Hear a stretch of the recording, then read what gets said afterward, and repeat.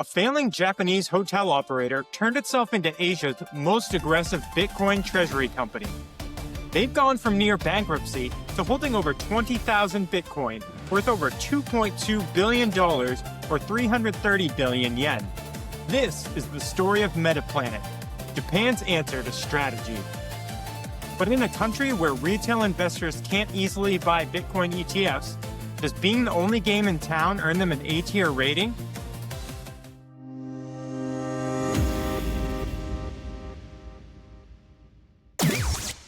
Before we get into it, this podcast is fueled by Bang Energy.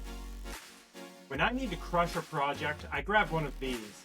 With 300 milligrams of caffeine, it's enough to get me and you through anything. Get yours wherever energy drinks are sold. What's up, everybody, and welcome back to Treasury Orange. I'm Tyler, and today we're taking you to Tokyo to analyze Metaplanet, ticker 3350 on the Tokyo Stock Exchange. It trades as MTPLF over the counter in the United States. If you caught our strategy deep dive, formerly known as MicroStrategy, you know the playbook. But Metaplanet isn't just copying strategy, they're adapting it for Japan's unique market conditions. And the results? Absolutely wild. Before Metaplanet became Japan's Bitcoin darling, the company was struggling. Their hotel business was already hurting and got crushed by COVID. By 2023, revenues were down 75% from pre-COVID levels. It was a zombie corporation, with its stock trading at all-time lows. Everything changed when CEO Simon Gerovich rebranded Red Planet Japan to what we all know as Metaplanet. He had a radical vision to transform the hotel company into Japan's premier Bitcoin Treasury Company. Gerovich didn't waste time. On April 23, 2024, Metaplanet announced their first Bitcoin purchase, just 98 Bitcoin, for about $6.5 million or a billion yen. Small by flagship Bitcoin company Strategy's standards, but revolutionary for Japan. The market's reaction was instant and violent in a good way. The stock surged over 400% in weeks. Why? Because Japanese retail investors finally had a way to get Bitcoin exposure through their standard brokerage accounts. 2024 reforms to NISA accounts also loosened investment options and limits for Japanese citizens looking to grow their savings tax-free. This was all to the benefit of Metaplanet, who unlocked Bitcoin for a nation. See, Japan has unique challenges. No Bitcoin ETFs have been approved yet, like in the United States. They have high capital gains taxes on Bitcoin, up to 55%. But stocks? They have much lower tax rates. Plus, millions of retail traders were desperate for yield in a zero interest rate environment. Metaplanet wasn't just buying Bitcoin. They were solving a massive market inefficiency. If you thought MicroStrategy moved fast, watch this. Metaplanet went from 0 to 20,000 Bitcoin in just 16 months. Let me put that in perspective. Their purchase on August 31st, 1,009 Bitcoin, brought them exactly to 20,000 Bitcoin. They're not trying to time the market. They're racing to accumulate. How does a Bitcoin company with barely any revenue raise billions of yen to buy Bitcoin? I'm glad you asked. The answer is moving strike warrants. Unlike the U.S. equity market, Japanese companies can't register shelf offerings to issue more shares. This is a familiar tactic of Bitcoin accumulation by Michael Saylor's company, Strategy. Metaplanet works with an investment firm by executing a warrant contract with them. A warrant allows the investment firm to purchase new Metaplanet shares based on the previous day's closing price. They're able to lock in a price that is slightly lower than the current market price. At the same time that this contract is negotiating, the same investment firm is borrowing existing Metaplanet shares at a higher price than their warrants. So by shorting these shares, the investment firms collect a spread on the difference. They're happy to make some money facilitating this trade, while Metaplanet uses the new money raised from these warrants to buy their fresh Bitcoin. Metaplanet tries to issue these as the stock price is rising to minimize immediate downward pressure on the stock price. If you're familiar with Strategy's prior convertible bond structure, it's a little like that, but with a much shorter time horizon for the issuers to collect a spread. Because Japan has historically had very low interest rates due to their country's central bank policy, Metaplanet has used near zero coupon bonds. These are loans that are redeemed at face value with a low coupon rate when conditions are favorable. Because they have the capacity to lend from some of their largest shareholders, these transactions are typically easy for the company to pull off. Metaplanet is also committed to trading in the Bitcoin options market. They've sold cash-secured puts to add some revenue to their bottom line. Because they understand the Bitcoin market, this allows them to generate income with less downside than a typical options trader because they're looking to accumulate Bitcoin in all market conditions. If the Bitcoin price were to fall below their strikes, they can simply buy the Bitcoin with the cash securing their puts. There are many Bitcoin Treasury companies not generating income outside of their Bitcoin gains. This tactic allows Metaplanet to have some more traditional gains in their local currency, which helps show sustainability of the business since they no longer operate a portfolio of hotels. Metaplanet are in a blackout period of communications as they have signaled they are going to raise funds in international markets.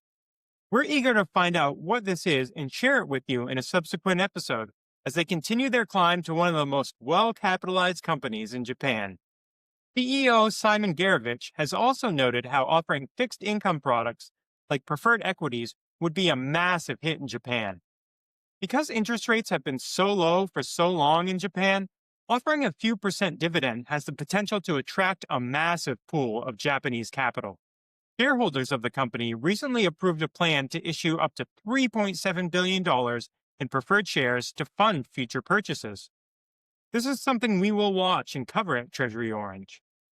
They're another company that believes tapping equity markets in favorable environments and pouring that money into Bitcoin will lead them to higher and higher valuations of their stock. If your cost of capital is near zero and you believed you could acquire an asset that appreciates at 30 or 40 or 50% a year, you do it, right? That's what Metaplanet's conviction on Bitcoin is based on. Here's what makes Metaplanet special.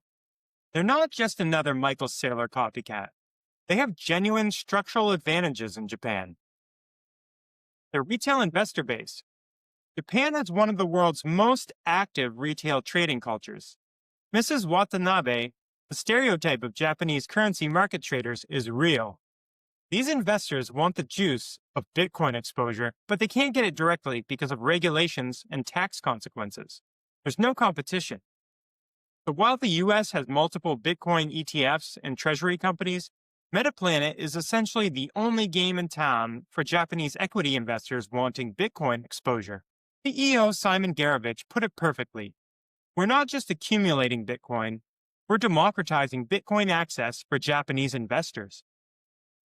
This monopoly position means Metaplanet trades at an even higher premium to NAV than MicroStrategy. We're talking 2 to 3x premiums consistently, sometimes spiking to an incredible 12x during momentum runs, like happened this past summer. The numbers here are staggering for a company this size. Before Bitcoin, their market cap was around $10 million. Their revenue was declining, and they were basically insolvent. After Bitcoin, their market cap has risen to over $3.5 billion. Their Bitcoin holdings are over $2 billion. They still barely have any non-Bitcoin related revenue. But who cares when you're adding rock-solid collateral like Bitcoin? Their debt-to-Bitcoin ratio is about 2%. This is extremely conservative. They could handle a massive Bitcoin drawdown without any solvency concerns, although stock sentiment would likely crater.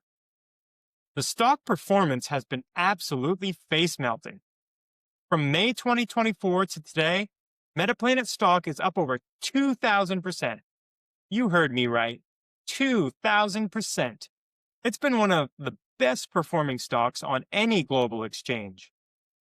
Volatility is extreme. We're talking 20 to 30% daily moves sometimes. But for shareholders who got in early, every dip has been a buying opportunity. The correlation with Bitcoin is actually lower than MicroStrategy's, about 0.7 versus Strategy's zero point 0.9. Why? Because the Japan premium adds another layer of speculation on top of Bitcoin's movement. Metaplanet has also been upgraded recently to a mid-cap stock by FTSE Russell, a stock market indexer. This means they're automatically being added to their all-world index, which should create a passive bid of capital on the stock. Simon Gerovich deserves massive credit here. He's not Michael Saylor, he doesn't have decades of experience running a public company, but he saw an opportunity and executed flawlessly. Gerovich is active on X. He regularly appears on podcasts, and he's become the face of Bitcoin adoption in Japan. He's committed to radical transparency. They report their Bitcoin purchases immediately. They provide detailed metrics, and they engage directly with shareholders. Their stated goal, 30,000 Bitcoin by the end of 2025. And they're targeting 210,000 Bitcoin by 2027. That's 1% of all Bitcoin that will ever exist. Ambitious? Absolutely. Impossible? Not if they maintain this pace and the Bitcoin bull market keeps its legs. The key quote from Gerovich is this: "We're not trying to be MicroStrategy. We're building something uniquely suited for the Japanese market, with Japanese investors in mind." Let's be real about the risks, because they are substantial. Now, their concentration risk. Even more than strategy, Metaplanet is a pure Bitcoin play. They have essentially no operating business.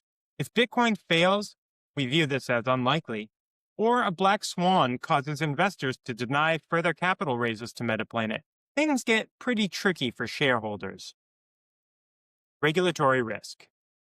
Japan could approve Bitcoin ETFs tomorrow, eliminating Metaplanet's key advantage.